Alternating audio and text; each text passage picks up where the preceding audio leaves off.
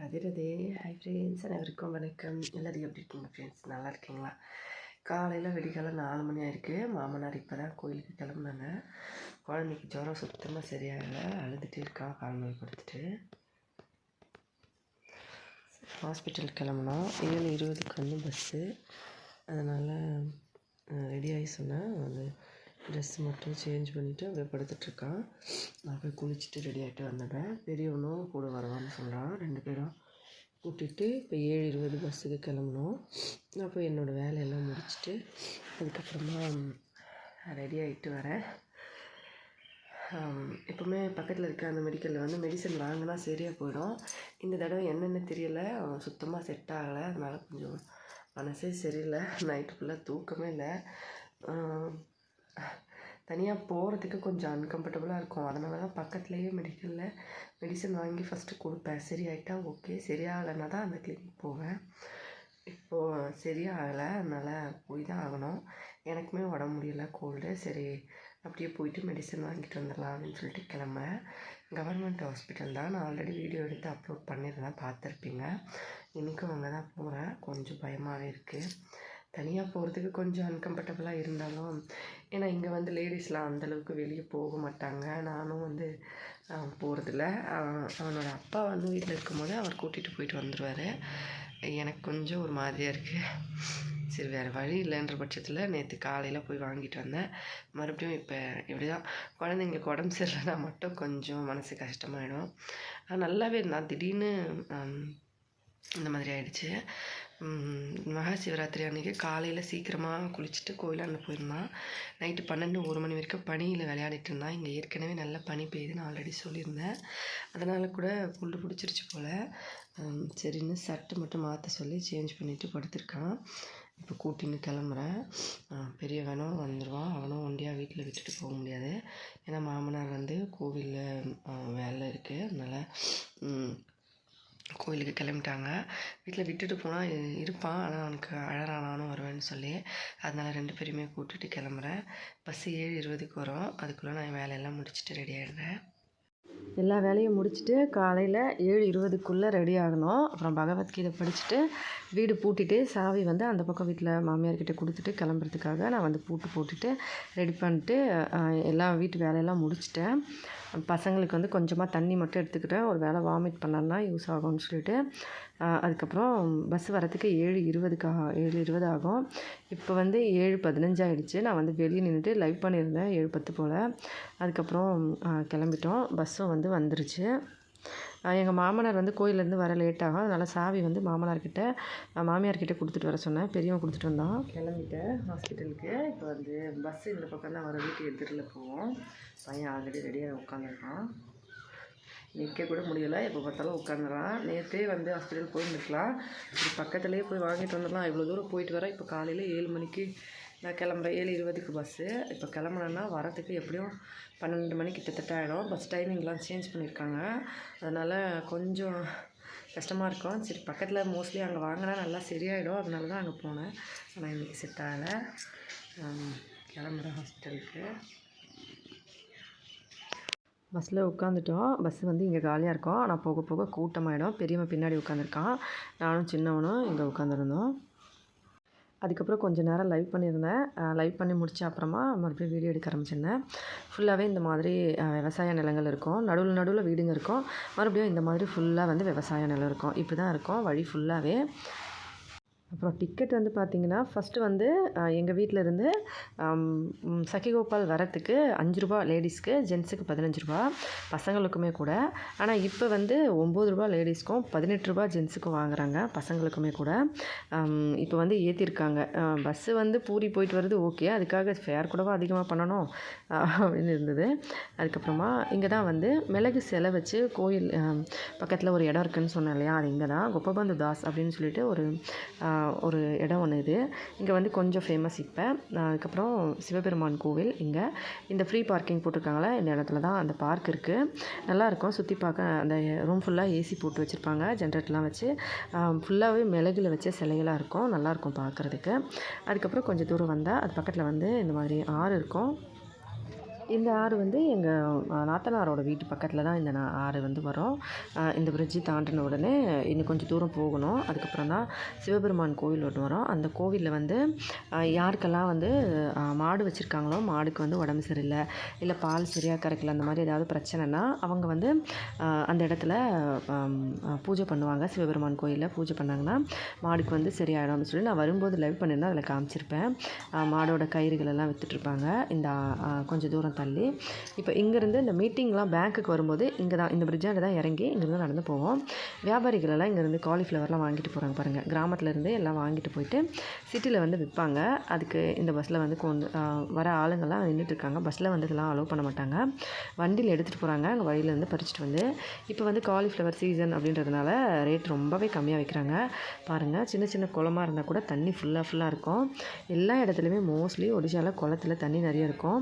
ஒரு நண்பர் வந்து கேட்டிருந்தாங்க, ஒரு வேளை ஒடிஷாவில் வந்து தண்ணி பஞ்சமாக ரொம்ப வறண்ட மாதிரி இருக்குது அப்படின்னு சொல்லி. வறண்ட மாதிரி இல்லைங்க, ஃபுல்லாகவே வந்து எல்லா ஒரு சின்ன சின்ன குட்டை குளம் அந்த மாதிரி எதுவாக இருந்தாலும் தண்ணி ஃபுல்லாக இருக்கும். எங்கள் வீட்டு எதிரிலே ரொம்ப பெரிய குளம் ஒன்று இருக்குது. அதை வந்து தூர் வார போகிறாங்க, அதனால் சுத்தம் பண்ணிகிட்ருக்காங்க. அது காயவே இல்லை, ரொம்ப நாளாக பார்த்துக்கிட்டு இருக்காங்க, இன்னும் காயலை. அதுக்கப்புறம் பையன் நல்லா தூங்கிட்டான், கால் மேலே படுத்துட்டு. பெரியவன் வந்து பின்னாடி உட்காந்துட்டு இருந்தான். கொஞ்சம் தூரம் வந்த அப்புறமா சிட்டி வரதுக்கு முன்னாடியே இந்த இடம் நிறைய பேர் வந்து இங்கே வந்து ஸ்கூல் ஒன்று இருக்குது. இங்கே வந்து ஏதாவது மீட்டிங்லாம் பண்ணாங்கன்னா, ஸ்கூல் மீட்டிங்லாம் சார் டீச்சர் அவங்கெல்லாம் இங்கே தான் வருவாங்க. இங்கே ஒரு பெரிய ஸ்கூல் இருக்குது. அதுக்கப்புறம் பெரிய கோவிலுமே இருக்காங்க இங்கே. இந்த ஊர் பேர் வந்து பலப்பூர் அப்படின்னு சொல்லி சொல்லுவாங்க. இந்த ஊரில் பெரிய கோவில், அது எதிரில் அப்புறமா அது பக்கத்துலேயுமே கூட 2 பெரிய பெரிய ஸ்கூல் வந்து இருக்காங்க. அந்த ஸ்கூலில் வந்து கொஞ்சம் ஹை ஸ்கூல் அந்த மாதிரி. இங்கேயுமே ஒரு குளம் இருக்குது பாருங்கள். எல்லா கோவில் பக்கத்துலேயும் ஒரு குளம் இருக்கும். இதுவும் அந்த மாதிரி தான். இந்த குளத்தில் வந்து ஒரு மாமரம் விழுந்துட்டுருக்கு, அதை சுத்தம் பண்ண போகிறாங்க போல். ஃபுல்லாகவே அப்படியே விழுந்துட்டுருக்கு, அது உடஞ்சிருச்சு, அந்த கரை ஓரமாக இருந்தது போல். அதுக்கப்புறம் பாருங்கள், இதுதான் கோவில், பலப்பூர் கோவில் அப்படின்னு சொல்லுவாங்க. அதுக்கப்புறமா இங்கேருந்து கிராஸ் பண்ணி இன்னும் கொஞ்சம் தூரம் போனால் தான் சிவபெருமான் கோவில். இன்னொரு சிவபெருமான் கோவிலுமே பொராலோ அப்படின்னு சொல்லுவாங்க. அங்கேயுமே கொஞ்சம் ஃபேமஸ் தான். அதுக்கப்புறம் பஸ்ஸில் இப்போ பார்த்திங்கனாலும் கூட்டம் வந்து அந்தளவுக்கு இல்லை. கொஞ்சம் வந்து வெயில் ஜாஸ்தியாக இருக்கிறதுனால இந்த பக்கம் எனக்கு லைவ் பண்ணும்போதே நல்லா வெளிச்சம் பயங்கரமாக இருந்துச்சு. அதுக்கப்புறம் நான் கேமராவை வந்து திருப்பிட்டு இந்த பக்கம் வீடியோ எடுத்துகிட்டு இருந்தேன். எல்லோரும் வராங்கனால ஆக்வர்டாக இருக்கனால ஃபோன் வந்து நான் கீழேயே வச்சுட்டேன். அதுக்கப்புறம் லைட்டாக இந்த பக்கம் அந்த பக்கம் காமிச்சு வீடியோ எடுத்துகிட்டு இருந்தேன். கொஞ்சம் பார்க்குறதுக்கு ஒரு மாதிரியாக என்னடா எல்லாம் வீடியோ எடுத்துகிட்டு இருக்காங்கன்னு பார்ப்பாங்க, அதனால் திரும்பி அதனால் வந்து நான் ஃபோன் அந்த பக்கம் திரும்பி வச்சுட்டேன். அதுக்கப்புறமா கொஞ்சம் தூரம் வந்த அப்புறமா நிறைய பேர் வந்து லைவில் கேட்குற விஷயம் என்னென்னா, எல்லாருமே வந்து தலையில் துணி போட்டிருப்பாங்களா, அது கொஞ்சம் கஷ்டமாக இல்லையா அப்படின்னு சொல்லி. அப்படியெல்லாம் இல்லைங்க.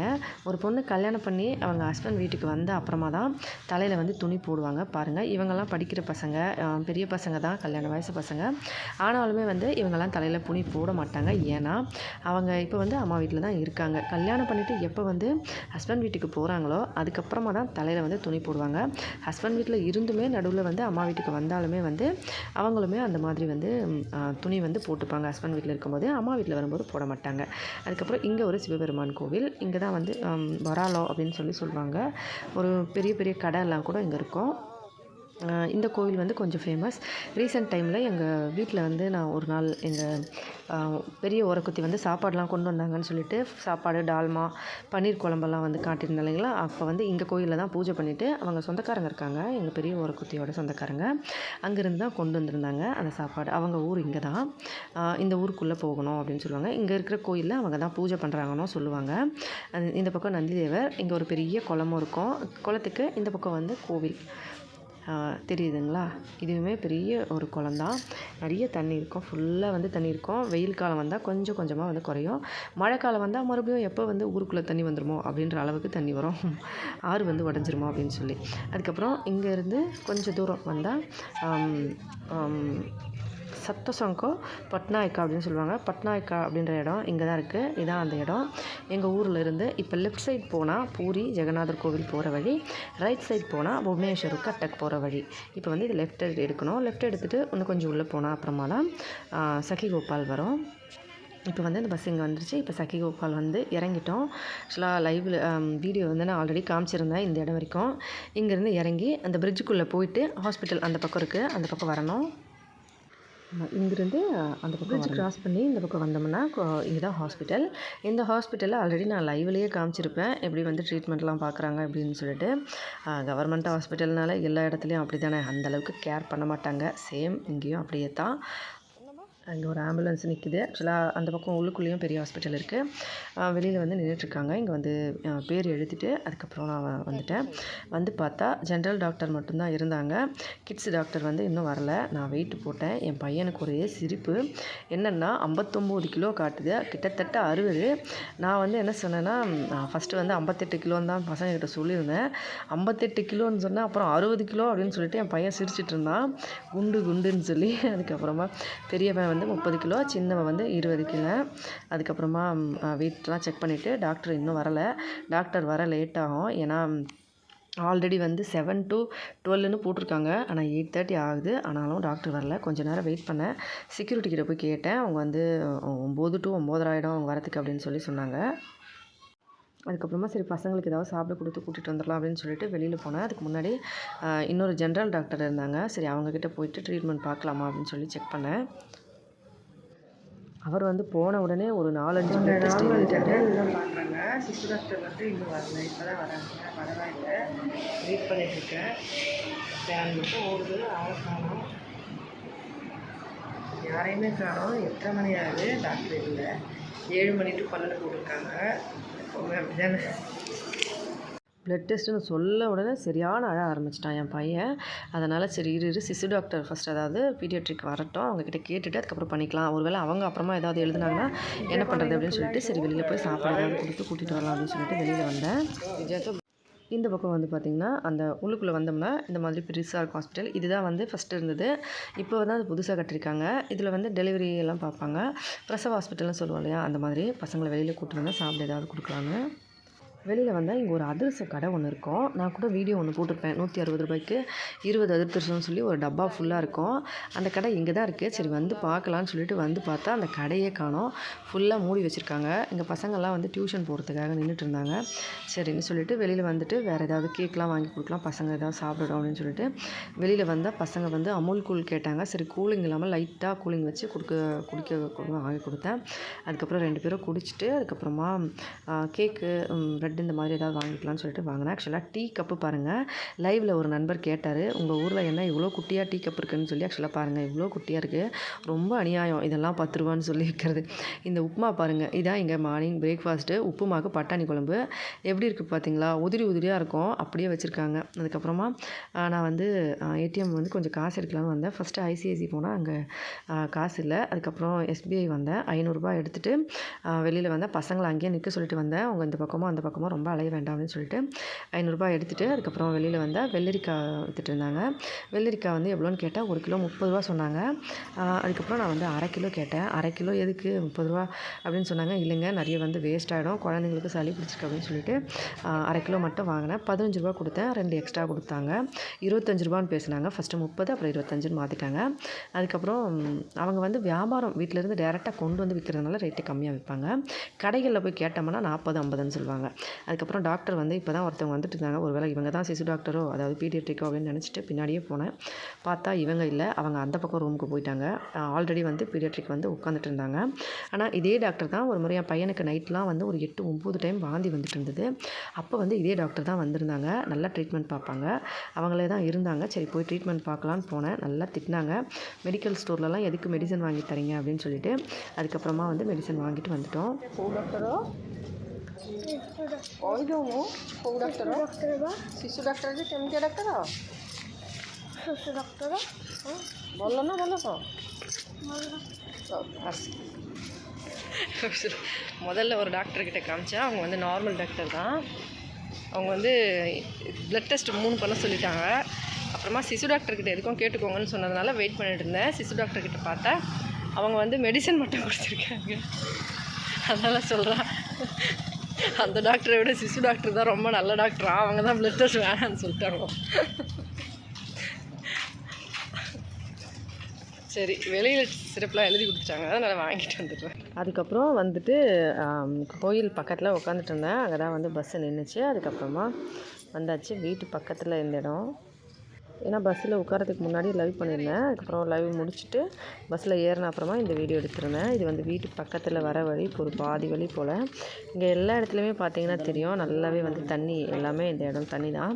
ஆனால் அந்த செடியெல்லாம் பெருசானதுனால தண்ணி வந்து தெரியலை. இப்போ இங்கே இந்த இடம் வரைக்கும் வந்தாச்சு. அதுக்கப்புறம் ஒரு குட்டி பாப்பா வந்து வந்துக்கிட்டே இருந்துச்சு. அதை பார்த்து என் பையன் வந்து உடம்பு முடியலை, அங்கங்கேருந்து சிரிக்கிறது.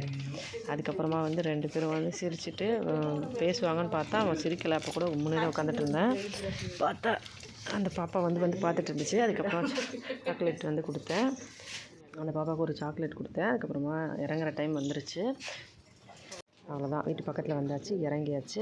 எங்கள் மாமியார் வந்து அங்கே ரெடியாக நின்றுட்டுருக்காங்க பாருங்கள். பஸ்ஸு வந்த உடனே வந்தேனா இல்லை பஸ்ஸை மிஸ் பண்ணிட்டேனான்னு சொல்லி பார்க்குறாங்க. அதுக்கப்புறம் வீட்டுக்கு வந்துட்டேன்.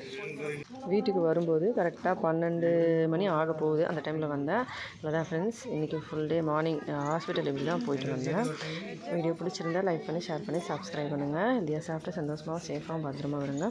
இதே மாதிரி இன்னொரு வீடியோவில் பார்க்கலாம் ஃப்ரெண்ட்ஸ். நன்றி, வணக்கம்.